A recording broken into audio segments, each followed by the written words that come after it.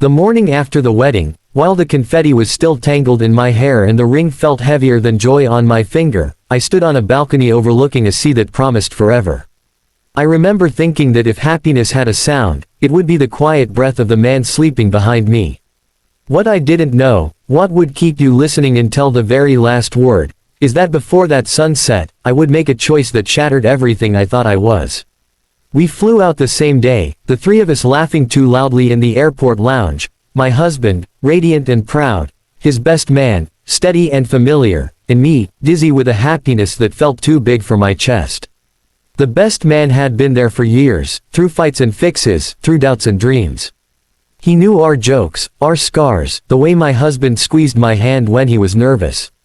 On the plane, turbulence hit and I grabbed the nearest arm. It wasn't my husband's. The moment passed, but something stayed, an awareness, a pulse I tried to ignore. Honeymoon resorts sell the idea that love is effortless when you arrive. White towels folded like swans, sunsets rehearsed for applause, strangers smiling as if they know your story ends well. That first evening, my husband fell asleep early, exhausted by joy. I stayed awake, staring at the ceiling fan, wondering why my heart was racing when nothing was wrong. When the door knocked, I assumed it was room service. It wasn't. It was his best man, pale and shaken, saying he couldn't sleep either, saying he needed air, saying words that felt harmless until they weren't. On the balcony, the sea breathed in and out like a witness. We talked about childhoods, about pressure, about how weddings make you feel like your life is no longer your own. He said he was afraid of losing his friend to a new chapter. I said I was afraid of failing at the one I'd just begun. The line between comfort and confession blurred so quietly I didn't notice when we crossed it. What happened next wasn't graphic or glamorous, it was messy and human and devastating. It was a moment of weakness dressed up as understanding. When it was over, the silence was louder than any storm. Guilt arrived before dawn. I watched my husband sleep, his face soft with trust, and I felt like an imposter wearing a bride's smile. I told myself it didn't define me, that it was a terrible, isolated mistake. I told myself I would bury it so deep it would never breathe again. The best man avoided my eyes at breakfast, then avoided the resort entirely, then booked an early flight home. We hugged goodbye like strangers who share a secret too heavy to carry. The rest of the honeymoon unfolded like a play I'd rehearsed but no longer believed in. We swam, we laughed, we posted photos that collected hearts. Inside, I counted every lie I didn't speak. I told myself love meant protecting the other person from pain. I told myself silence was kindness. If you're still listening, it's because you know the truth I hadn't yet learned. Secrets don't disappear, they wait. Back home, routine returned like a judge. Dishes, work, thank you cards. My husband was gentle, attentive, hopeful. The best man stopped calling. When he finally did, his voice shook. He said he was drowning in shame. He said he couldn't look at his friend without feeling like a thief. He asked what we should do. I said there was nothing to do. The lie tasted bitter even then. Months passed. The guilt didn't fade, it fermented. I flinched at my husband's kindness because it felt undeserved. I started arguments over nothing, trying to provoke distance I could justify.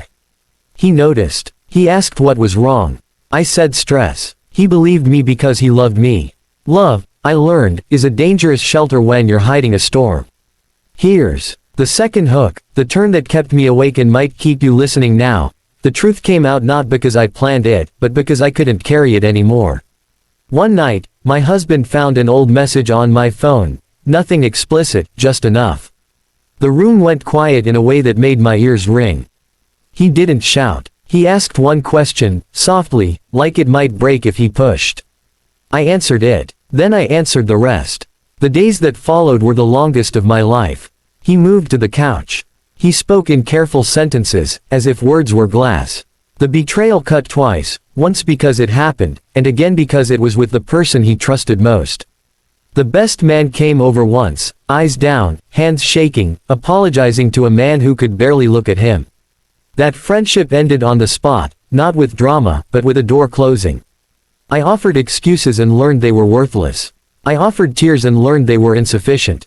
What helped, slowly, painfully, was accountability. I didn't say, it meant nothing. I didn't say, I was confused. I said I chose wrong. I said I hurt you. I said I will do the work whether you stay or go. He asked for space. I gave it. He asked for honesty. I gave it, finally and fully. Therapy taught us a language for the damage. Trust isn't rebuilt with grand gestures, it's rebuilt with thousands of small, boring truths kept on time. I answered questions I wished he wouldn't ask. He set boundaries I wished he wouldn't need. Some days felt hopeful. Others felt like grief. There were nights he held me and nights he turned away. Both were consequences. I accepted them. Time didn't erase what happened, but it changed its shape. The scar stopped bleeding. The story stopped controlling every thought. We learned to talk about fear without disguising it as anger. We learned that love isn't proven by perfection, but by repair. And we learned that forgiveness, if it comes, is a gift, not a debt. If you're still here, here's the message I wish someone had given me before that balcony, before that choice. Validation borrowed from the wrong place costs more than you can imagine. Protecting someone from pain by lying is still harm. And marriage doesn't make you immune to temptation, it makes your choices louder. I don't tell this story to shock you. I tell it because silence almost destroyed us, and truth, slow, ugly, persistent truth, gave us a chance. We are still married. Not because the betrayal didn't matter, but because we decided it wouldn't be the end of our becoming. If you're carrying a secret, know this, the longer you hold it, the heavier it gets. If you've been betrayed, know this too, your boundaries are not cruelty, they're clarity.